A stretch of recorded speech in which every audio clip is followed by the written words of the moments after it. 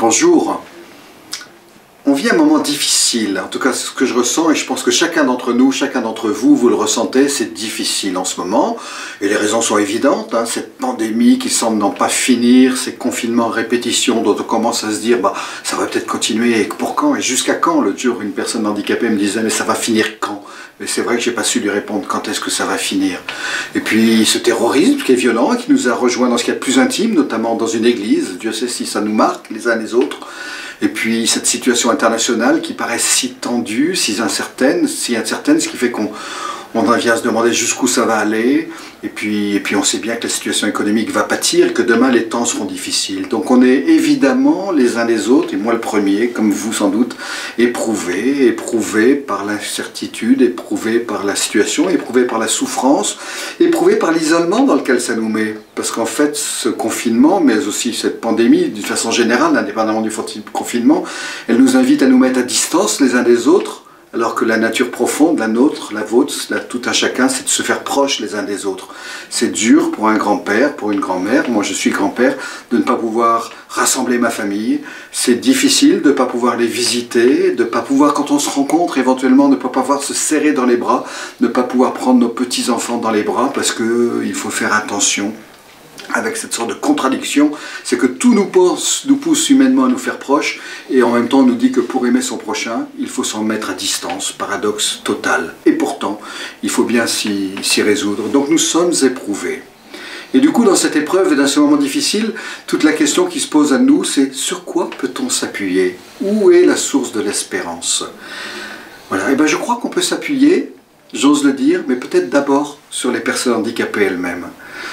Moi, je suis toujours très frappé de ce que les personnes handicapées, quel que soit le handicap, l'épreuve, évidemment, elles connaissent, elles savent ce que c'est qu'être éprouvé, elles le savent parfois depuis leur naissance, et étonnamment, elles font preuve dans l'expérience de l'épreuve d'une capacité de vie qui nous étonne toujours, elles nous invitent toujours à faire confiance, à leur faire confiance, mais à faire confiance à nous-mêmes aussi dans ce qu'il y a d'éprouvé dans nos vies.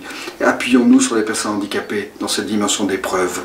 Les personnes handicapées, elles savent aussi assez bien composer avec les limites. On est très limité aujourd'hui, on nous limite même dans nos déplacements. Les personnes handicapées, elles composent avec la limite, celle de leur corps, celle de l'intelligence, celle de leur psychisme, elles composent, celle de leur environnement d'ailleurs, elles composent assez bien et elles trouvent des chemins de vie. Et bien peut-être qu'on peut regarder la façon dont elles vivent, essayer de s'en inspirer pour composer nous aussi avec ces limites qui nous sont imposées, qu'on n'a pas choisies, mais elles non plus n'ont pas choisi le handicap, et de découvrir qu'il y a une vie possible là-dedans, il y a une vie possible. Et puis les personnes handicapées, quand on parle de confinement, l'autre jour, il y a une personne handicapée moteur qui m'a dit « Mais moi, je suis confiné depuis le début de ma vie, d'une certaine manière, par mon handicap. » Et dans cette réalité de confinement, je découvre une vie possible. Et bien peut-être qu'en les regardant, on peut apprendre, y compris dans ces dimensions de confinement, qu'une vie est possible. Donc mettons-nous à l'école des plus fragiles parmi nous, et notamment des personnes handicapées, parce qu'elles ont tout un talent pour trouver un chemin de vie dans des situations qui paraissent parfois si violentes, si difficiles, un peu à l'instar de ce qu'on vit, où il y a une certaine violence. On peut aussi s'appuyer sur notre expérience de grands-parents. Parce que nous avons une vraie expérience, j'allais dire presque une vraie expertise dans un monde qui a besoin de, je trouve aujourd'hui, de trois choses, me semble-t-il. C'est la présence, c'est la compassion et c'est la paix. Or, c'est quelque chose que j'ai souvent entendu dans les rencontres de grands-parents avec l'OCH, c'est que les grands-parents apprennent jour après jour, parfois douloureusement, comment être présents à leur enfant, à leur petit-enfant, mais pas pesant. C'est quelque chose que j'ai pu entendre, qu'on avait repris d'ailleurs présent et pas pesant, et je pense que notre monde a besoin de cette présence, j'allais dire qui ne cherche pas à changer les choses, mais qui sait les accompagner. Le propre des grands-parents, c'est de savoir le faire. Le deuxième mot, c'est la compassion. On est dans un monde qui souffre, et la compassion, ça n'est pas résoudre la souffrance, c'est juste d'apprendre à se faire proche de celui qui souffre et à souffrir avec lui, et ça change tout. Les grands-parents ont cette capacité, en tout cas apprennent jour après jour à se faire proche de leur enfant qui souffre, proche de leur petit enfant qui souffre, et à être là, avec, sans pouvoir des choses, parfois en étant impuissant, mais à demeurer près de celui qui souffre, dans cet amour qui... Et ça change tout pour celui qui souffre.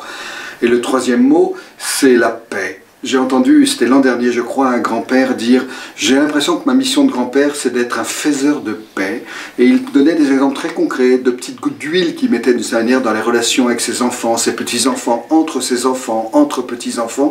Et cette goutte d'huile qu'il mettait à droite, à gauche, contribuer à la paix familiale, et ben je pense que notre monde, et on le sait bien d'ailleurs, a ô combien besoin de paix. Cette paix, on peut en être acteurs, les grands-parents. Donc appuyons-nous aussi sur notre expérience et notre expertise pour que l'espérance jaillisse. Et puis, on peut vraiment s'appuyer, et c'est une évidence que je veux dire, sur Jésus. On peut s'appuyer sur Jésus. Jésus, l'épreuve, il connaît. On sait combien sa passion l'a mené sur la croix, et il l'a choisi, et il l'a fait par amour.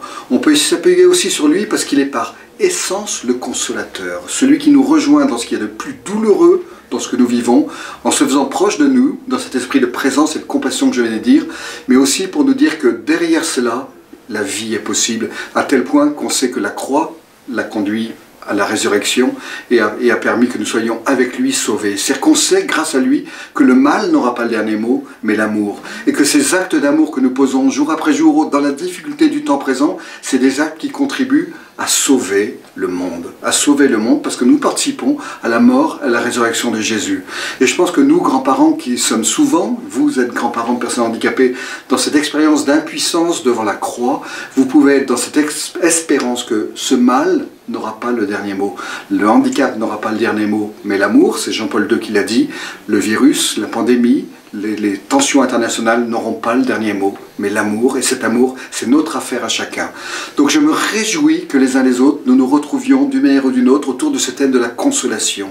La consolation, c'est ce dont nous avons tous le plus grand besoin, nous laisser consoler en s'aidant les uns les autres, et devenir soi-même consolateurs, bien sûr dans nos propres familles, mais bien au-delà, auprès de nos voisins et d'autres.